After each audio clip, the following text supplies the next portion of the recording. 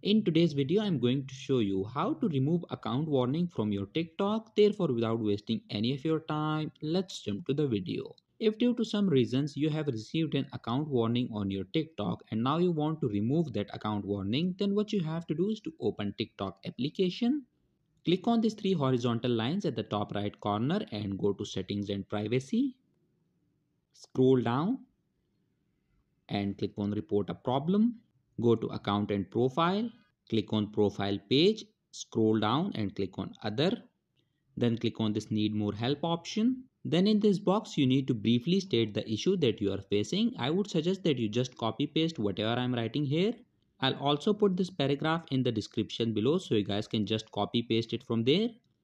Once you have stated down your issue, all you have to do is to click on this submit option. And once you click on submit, within the next 24 hours, account warning will be removed from your TikTok. So that was it for this video and I'll see you guys in the next one. Peace out.